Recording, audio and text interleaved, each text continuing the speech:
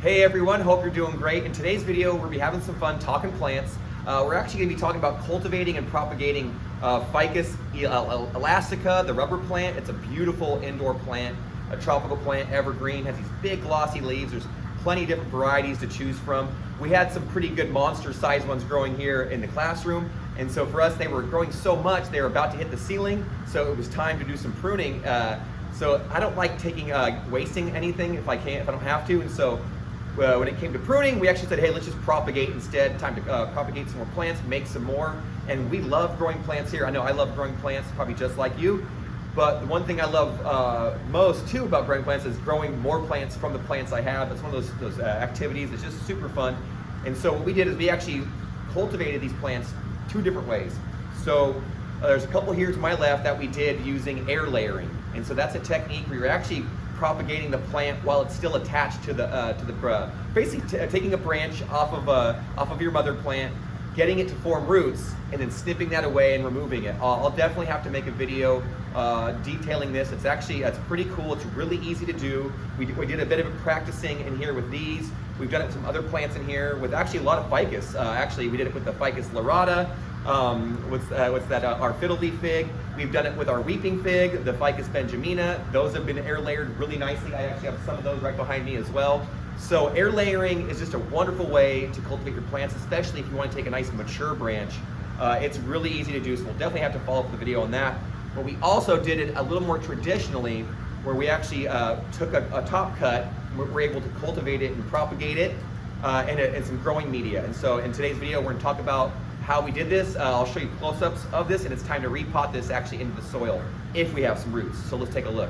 So before we get into it, I just wanted to show you, here's one of the plants that we had taken the cut from, and that I'm about to show you right now. And you can see it was just reaching towards the ceiling.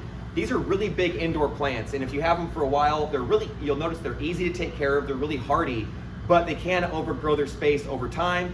And so like I said in the beginning, we don't want to waste anything. So what we did, we brought this one down, we took a top cut, and that's what we put in our growing medium, is a mixture of sphagnum moss and leca clay, so the lightweight expanded clay aggregate. So I'll show you the mixture of that and how we did that. So let's take a close. So what's really cool about when you do these top cuts and you propagate a little bit, what's great is the plants respond. And so look at this one that you can see right where we had made our cut, and it's already putting out a whole new bud of growth. It'll start regrowing, and it's actually showing some growth down the trunk on some of these other nodes where they're hopefully going to bush out. So what's great is the plant kind of responds with some new growth. It'll end up getting a little bushier. So if you want your plant to bush out a little bit, taking that top cut is a really good way to do it. You can see over here all the other plants we've been propagating. There's that Ficus lyrata I was talking about, the fiddle leaf fig. That one we did a good nice air layering on, and it had plenty of roots. So it was so cool to see. But let's get right back to it. All right, so let's take a peek at how we did this one where we didn't do the air layering. And I noticed the other day we had a beautiful little root sticking out the bottom. So I wanted to give it some time. And so we kept this moist in here. We mixed up a few ingredients. So let's show you that really quick. So I used the leca clay, the clay aggregate, they call it leca, L-E-C-A, lightweight expanded clay aggregate. We use this a lot in our hydroponic and aquaponic systems in the classroom. It's a substrate. It kind of pretends to be soil for the plants. It acts like it's a soil medium. It lets the roots grow in there. We can have beneficial, bacteria also growing in there. And when it comes to aquaponic systems, it works really well for our system. Water can flow right through it, and it acts as a big biological filter. For this mixture, it's great as just a placeholder. It holds some water, but not much, holds a lot of air. And we kind of combined it in force with some long cut sphagnum moss. So it worked out really well. This helps absorb some more moisture as well as hold a bit of air. Because what I've noticed is if you put this right into like a basic potting soil you're cutting right away, it's probably not going to do the best, or you might not have the results that you want. Might be start molding or kind of dying back or whatever and rotting, and so we don't want that. We want to avoid the rot. And so this holds a lot of air.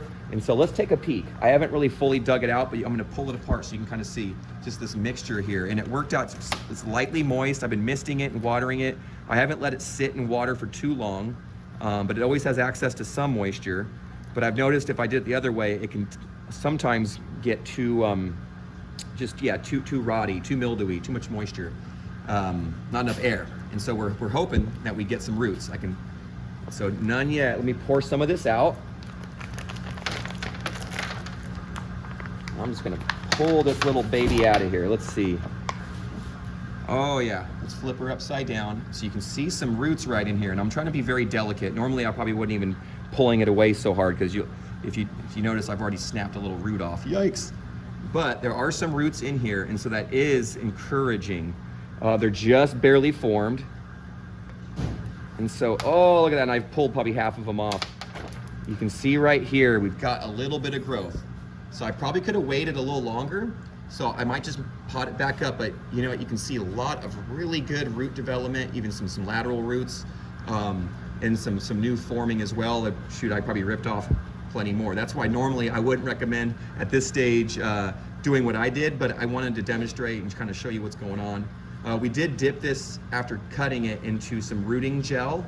You can get it powder form, gel form. I think I even have both here. And we kind of dipped that in there and coated it, and that helped out. You can see some more roots. Oops, let me see if you can see some more roots forming right there, and that's fantastic. So for us, this plant is good to go. We know it's alive, that the wound is okay, the plant's getting moisture to some degree. I will pack it back up in this mixture probably before I put it into soil. Or I could actually, it might just make it, but honestly, it's the rotting, it's over moisture, it's the lack of air that's gonna cause these to rot on you. So make sure they get a good balance of air and moisture. And I think using the clay pebbles and the sphagnum moss is a good start for that.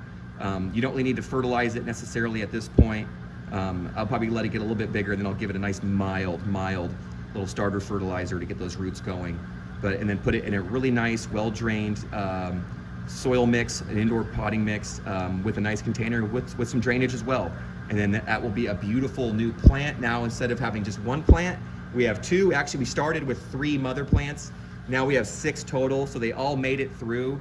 And eventually, I think I've got some more to do because these are gonna grow quick. I actually have a few at my own home that are almost at the ceiling right now, so I've got the same kind of problem. So that's really it. It's super easy. The clay pebbles mixed with that sphagnum moss is a really good mixture. I wanted to show you here that we have other sphagnum moss here that we use for some of our soil mixes, but this one's been ground up quite a bit. So that's why I kind of want to show you. This one I probably would use for other purposes, whereas I like this longer grain cut for doing things like this, just because it holds plenty of air, I think, as well as some moisture, but it doesn't get overly soggy. So that longer cut to me is really nice. But you may find that you can experiment with other mixes and other materials, and you might have even more success. So please let me know in the comments what you like to do. I'd love to learn from you all. So yeah, so please let me know. But until next time, garden friends, happy gardening to you all, and please never stop growing.